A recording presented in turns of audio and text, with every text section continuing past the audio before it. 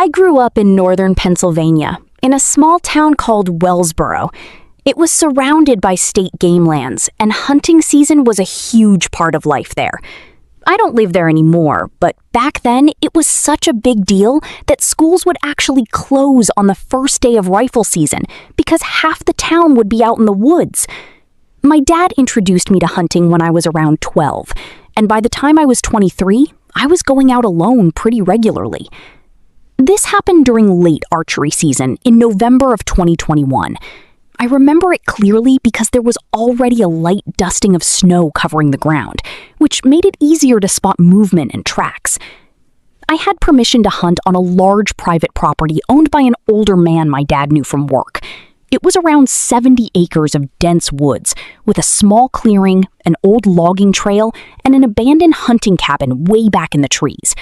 Nobody used the cabin anymore because the roof was starting to cave in. I'd hunted there maybe 4 or 5 times before and never once saw another person. That morning, I got there around 5:15 a.m. while it was still completely dark. I parked my truck where I always did, near a rusted gate, and walked in with my headlamp on. The woods were dead quiet. Even before I reached my stand, I had this strange feeling that someone was watching me. But I told myself it was just nerves from being alone in the dark, the kind of feeling you get when everything around you is silent. I climbed into my tree stand, about 20 feet up, and waited for daylight. About an hour after sunrise, I noticed something that immediately made my stomach drop. Roughly 60 yards away, there was another tree stand, and I knew for a fact it had not been there the previous weekend. It was one of those cheap ladder stands, old, weathered, and faded, like it had been sitting somewhere for years, but I would have noticed it before. What bothered me even more was the snow around it. There were no footprints leading to it, except for one single trail of prints coming from deep in the woods straight to the base of the stand. I kept watching it, thinking maybe someone else had permission to hunt there and I just didn't know about it. Around 8 a.m., I saw movement near the stand. At first, I thought it was a deer, but then I realized it was a person. He was standing behind a tree. He wasn't wearing camouflage, just a dirty gray hoodie and dark pants. He stood perfectly still, facing in my direction. At first, I couldn't tell if he saw me. Then he slowly raised one hand and waved. It wasn't a friendly wave. It felt more like he was letting me know that he knew I was there. I gave a small wave back, trying to convince myself he was just another hunter without proper gear. After a moment, he stepped behind the tree. I expected him to come out the other side, but he never did. I waited and waited. Nothing. I figured maybe he had walked deeper into the woods somehow, but I never heard footsteps. Around 10 o'clock, I climbed down to stretch my legs and move around a little. I decided to walk toward the spot where I'd seen him. When I reached the tree he'd been standing behind, I froze. The snow around it was completely untouched. No tracks leading away. No fresh prints. Only my own footprints walking in. The same single trail I'd noticed earlier still led to the ladder stand, so I followed it. The tracks stopped right at the base. I looked up, expecting him to be sitting there. The stand was empty. The seat still had a thin layer of snow on it, completely undisturbed. I remember my chest tightening in that moment. Something was very wrong. I turned and started heading back toward my own stand. On the way, I noticed something tied to a branch at eye level. It was a strip of orange hunting vest fabric, tied in a knot. At first, I thought maybe someone was marking a trail. Then, I saw another strip, about 15 feet away, and another after that. They were tied at different heights, almost like someone was marking something very specific. That was the first time I seriously thought about leaving. Around noon, I went back to my truck to eat and warm up. Nothing happened while I was there, but I couldn't shake the feeling that I was being watched from the tree line. I almost left, but I convinced myself I was overthinking everything, so I went back in around 2 p.m. to sit until dark. That was a mistake.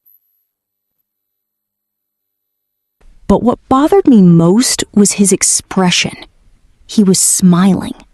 Not a normal smile, just barely showing his teeth. Then I noticed what he was holding. At first I thought it was a stick. Then I saw the yellow and black handle. It was a screwdriver. He didn't speak. He just stood there staring up at me with that same half smile. I asked if he had permission to be on the property. No answer. For maybe 10 seconds, we just stared at each other. My heart was pounding so hard I could hear it. Then, without saying a word, he slowly turned and walked back into the trees. That should have been the moment I left. Instead, I made the stupid decision to stay until legal shooting light ended. Right after sunset, I climbed down and started walking back quickly. Halfway to my truck, I started noticing the orange fabric strips again. But now they weren't only tied to branches. Some were tied to small sticks pushed into the ground. And one of those sticks had something hanging from it. It was a dead squirrel. It had been hung by a wire through its back legs. I may be a hunter, but I don't believe in cruelty to animals. Underneath it, someone had drawn a rough circle in the snow with a boot. That was the second time I seriously considered running. As I kept walking, I saw more. Not just squirrels, a rabbit, a crow, all hung the same way, like markers or warnings. I started moving faster. Then, about 100 yards from my truck, I saw something leaning against a tree that stopped me cold. It was my backpack, the one I had left in my tree stand earlier that day. I never brought it down. It was unzipped and all of my things were laid out neatly in the snow. My knife, my flashlight, my extra arrows, everything arranged carefully, like someone had taken inventory.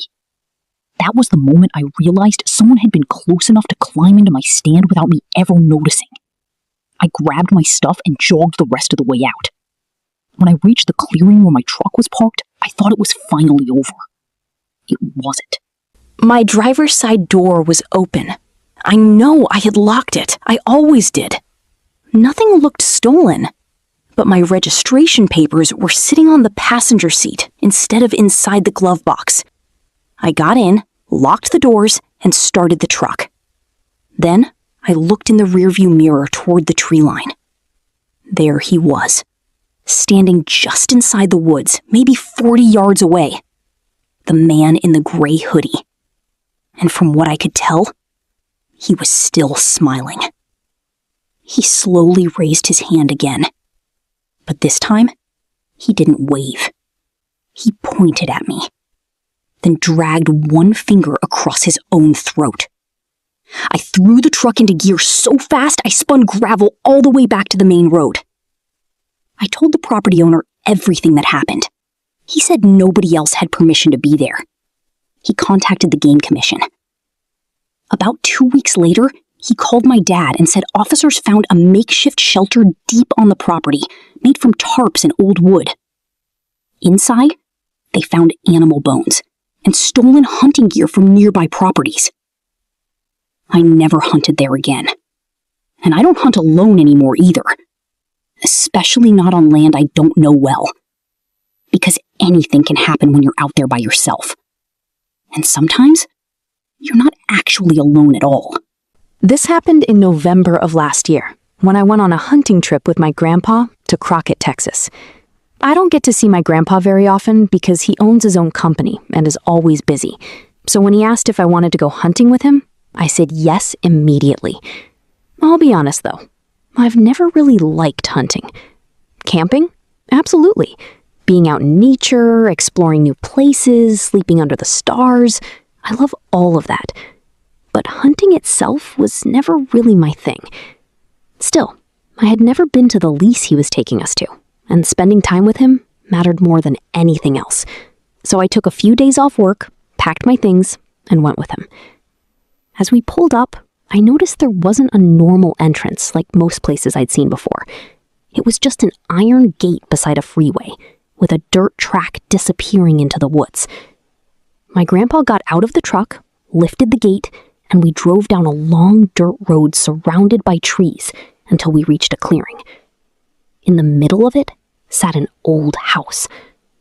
While we drove up, he told me his father had built it years ago. Their family used it for hunting trips, or just to get away from life for a while. And honestly, I could see why. It was peaceful out there. Once we were deep in the woods, the sound of traffic almost disappeared. It felt quiet in a way that most places never do. At the time, it seemed like the perfect weekend escape. At least, that's what I thought. We unpacked the truck, brought our things inside, and cooked dinner. The house was old but still usable. There were worn-out beds where we laid down sheets and blankets, an old television with a VCR, and a stove that looked like it belonged in another decade. After we ate, we went to sleep around 8:30 p.m. so we could wake up before sunrise and head to one of the blinds. As I was drifting off, I heard a scratching sound coming from one of the screened windows. I barely thought about it. I assumed it was just a branch or some small animal outside. Then I fell asleep. The next morning, my grandpa woke me before dawn. We got dressed, grabbed our gear, and headed out to the blind. Once we got there, we settled in and watched the clearing. Hours passed without seeing anything. Eventually, we both started getting sleepy, so we decided to rest for a little while. I only slept a few minutes before waking up again. I picked up my binoculars, or at least something trying very hard to stay hidden. About 30 minutes later, my grandpa shot one of the deer. We loaded it up and brought it back to the house to clean and skin it. After we finished gutting it, it was around 3 in the afternoon. We decided what we wanted for dinner, but needed to drive into town for supplies first. So we hung the deer up outside and left for the store. When we came back, we both stopped in our tracks. There were claw marks and bite marks all over the deer. Chunks of it had been torn into. My grandpa and I just stared at each other. Then he looked at me and said we were going on a night hunt. I asked what for. He said he thought it was coyotes, but something about it didn't feel right to me. It didn't seem normal. After dinner, we grabbed flashlights and our ARs and went back out. We spent around 45 minutes walking and talking through the dark woods before anything happened. Then we got close to the tree line, and I saw it again. Something peeking out from behind a tree. The second it realized I had noticed it, it pulled back out of sight. My whole body went tense. I didn't want to yell, so I gave a small whistle to get my grandpa's attention and motioned him over. I pointed toward the spot. He whispered for me to stay where I was and watch his back. Then he raised his rifle and walked into the trees alone and disappeared. I stood there in silence, gripping my flashlight and listening. Every second felt longer than the last. After about 10 minutes, a gunshot echoed through the woods. I ran toward the sound. When I reached him, I saw a coyote lying on the ground beside a mutilated deer and breathing. Slow, angry breathing. Something hit the front door once. Then again, hard enough to shake the frame. My grandpa had enough. He raised his gun and fired through the door several times. The sound was deafening inside that little house. Whatever was outside let out that same terrifying scream. Then we heard it run off into the woods. For a moment, neither of us moved. We just stood there, trying to breathe. As soon as I could, I called the police and told them everything. They were obviously skeptical, but eventually a deputy came out to the property. We showed him the deer, the tracks, the damage, everything we had found. Even he seemed unsettled, like he didn't know what to make of it. Nothing ever really came from that report. No answers, no explanation, And needless to say, we never went back to that house again. Story 3. Kyle had been asking Connor and me to go hunting with him for almost 2 years. We always brushed it off. Neither of us really knew what we were doing, and if I'm being honest, hunting was never something I cared about. Kyle was different. He was one of those people who actually knew how to do things. He could gut a deer, split wood, start a fire without lighter fluid, and somehow look completely comfortable sleeping on the ground in freezing weather. Connor and I were not those kinds of people. We liked the idea of a hunting trip more than the reality of one. Sitting in the mountains, drinking beer around a fire for the weekend, that sounded amazing. Hiking miles into the woods, waking up before sunrise and killing an animal? Not so much. But late one November, Kyle finally convinced us.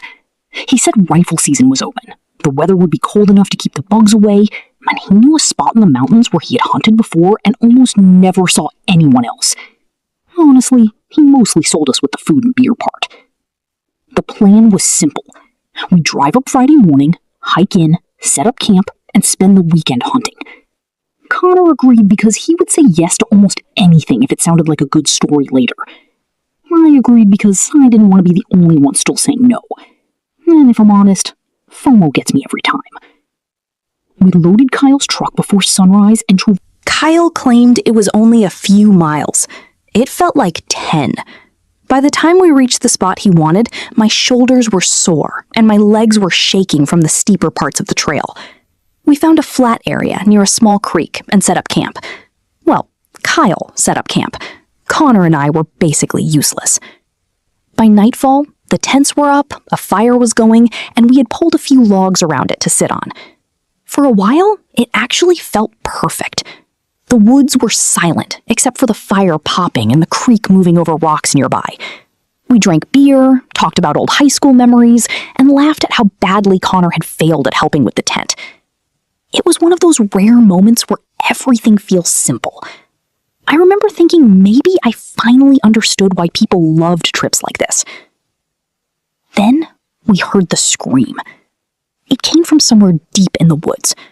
All three of us stopped talking instantly. Kyle tilted his head and listened. Connor laughed nervously and said it sounded like a woman being murdered. Kyle said it was probably a fox. Apparently, foxes can make sounds that are disturbingly human. I wanted that to be true, because what I heard did not sound like a fox. Still, it was far enough away that we managed to convince ourselves it was some kind of animal. After a minute or two, we started talking again, but not the same way. All of us kept pausing to listen, even Kyle.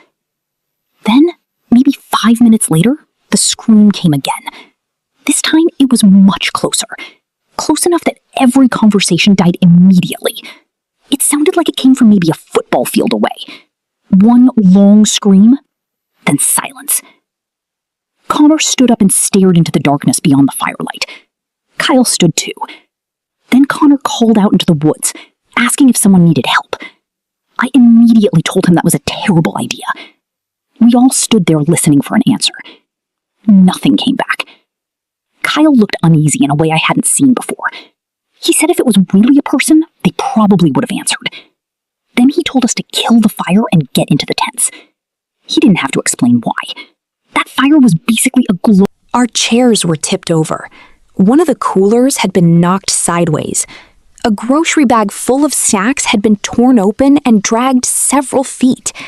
Kyle's backpack was lying near the fire ring, even though it had definitely been against a tree when we went to bed.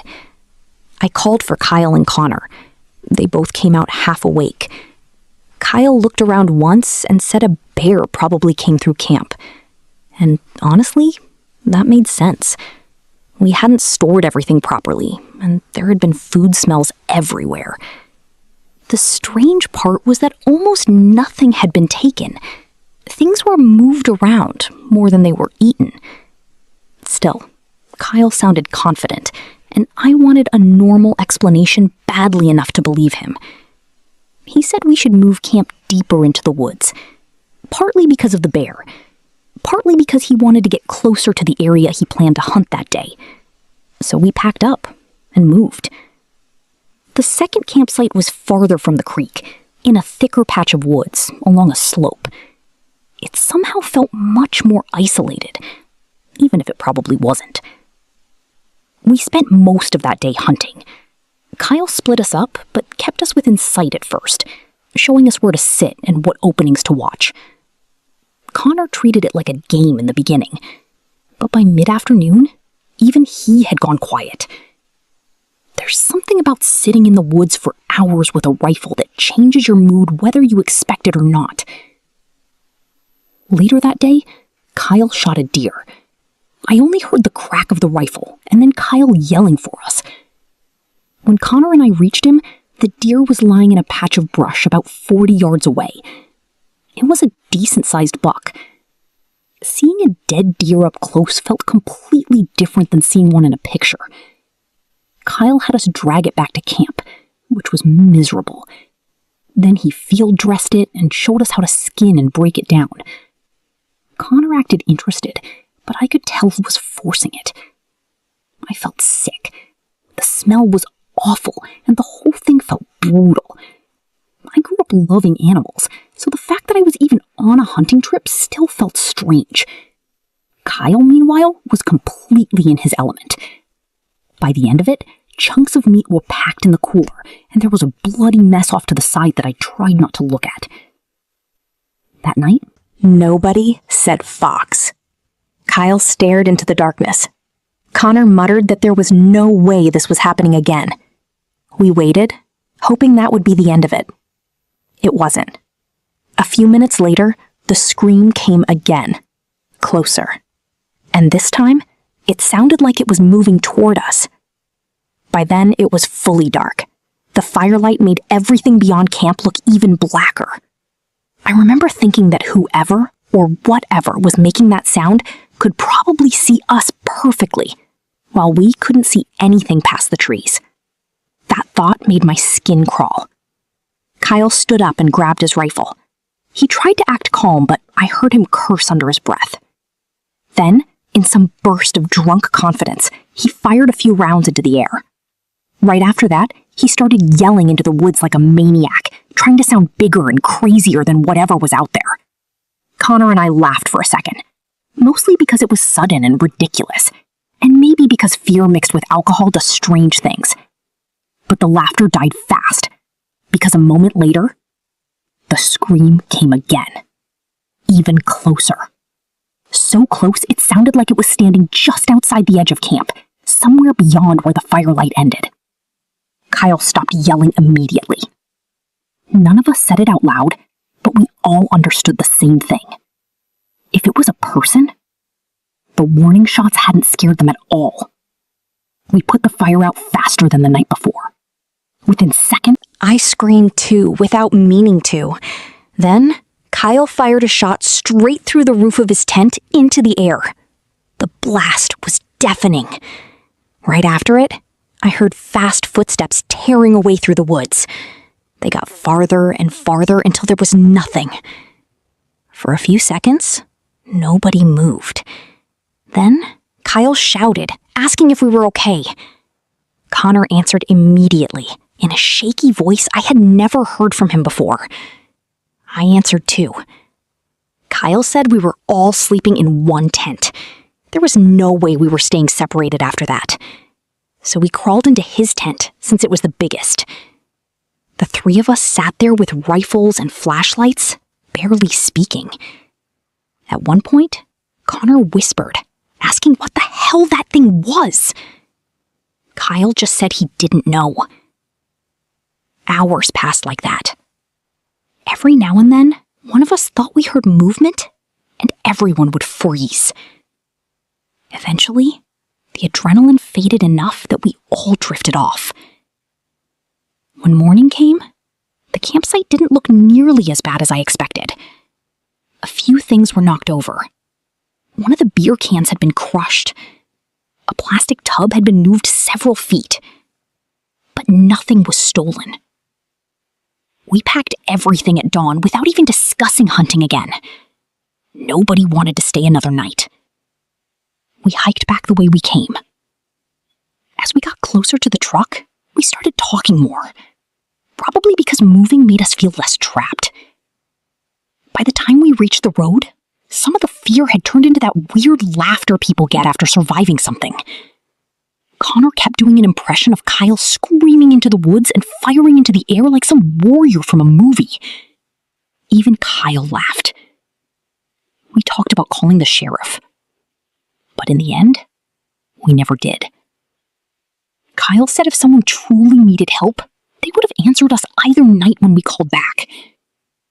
Connor said it was probably some lunatic messing with hunters. I said maybe it was a woman on drugs, or someone trying to lure people into the dark. All of those explanations were terrifying, and somehow still easier to accept than not knowing. The truth is, none of us know what it was.